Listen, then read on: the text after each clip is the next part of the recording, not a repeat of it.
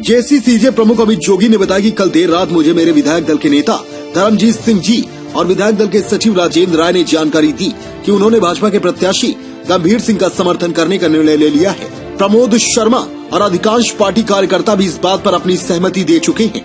मेरी भाजपा के किसी नेता से आज तक इस संबंध में सीधा संवाद नहीं हुआ है, पर मैं अपनी पार्टी के नेताओं की इस राय से पूर्ण रूप से सहमत हूँ। मेरा अपना मानना है कि वैचारिक रूप से क्षेत्रीय दल और राष्ट्रीय दल में स्थायी समझौता संभव नहीं है, बशर्ते कि राष्ट्रीय दल हमारी स्वराज की भावना का सम्मान करे।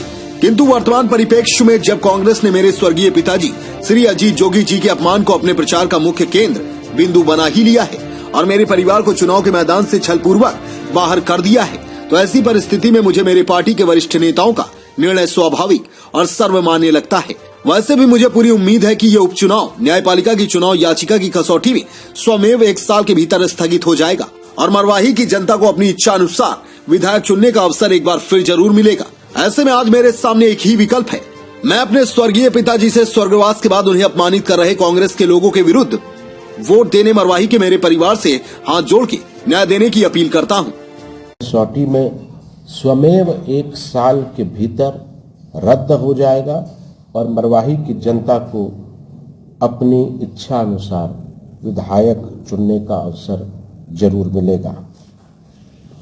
इस संबंध में मैंने अपनी मां और हमारी पार्टी की सुप्रीमो डॉक्टर श्रीमती रेणु जोगी से भी चर्चा की है और वो भी इस बात से सहमत हैं।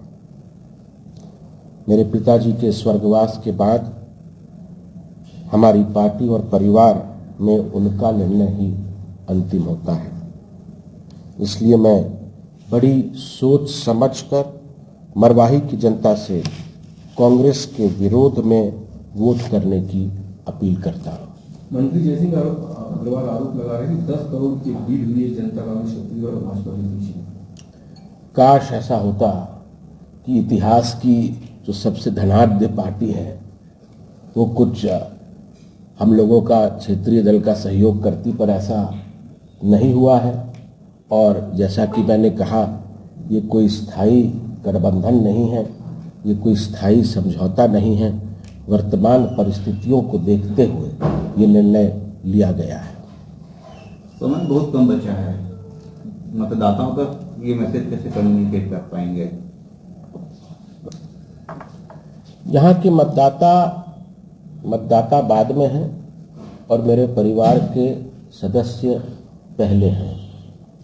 और ये निर्णय, जैसे कि मैंने कहा, मैंने उनके ही कहने पर लिया है, तो मुझे किसी को कम्युनिकेट करने की जरूरत नहीं है। पिछले कुछ दिनों से लगातार मैं अपने परिवार के सदस्यों, मरवाही के मतदाताओं से संपर्क में था और उन्होंने ही ये निर्णय लिया है। अब क्या न्याय यात्रा जो मांग रहे थे, न्याय कर रहे थे, क्या ये जारी रहेगा या किस प्रकार की जारी रहेगी? न्याय तो हम मांग ही रहे हैं, शुरू से बोल रहे हैं कि कांग्रेस के विरोध में हमें न्याय चाहिए। 72 घंटे मुख्यमंत्री जी घूम घूम कर मेरे स्वर्गीय पिताजी को गाली देते रहे। एक पुत्र होने के नाते मैं इसको कभी बर्दाश्त नहीं कर सकता। मैंने तो उनसे पहले कहा था कि आप आ रहे हैं, मेरे गांव आ रहे हैं, आपके अनुसार मैं अगर आदिवासी नहीं हूं, आपकी छानबीन समिति ने मेरा प्रमाण पत्र रद्द करके मुझे चुनाव से बाहर कर दिया है, तो आप ही बता दीजिए कि मेरी जाति क्या है।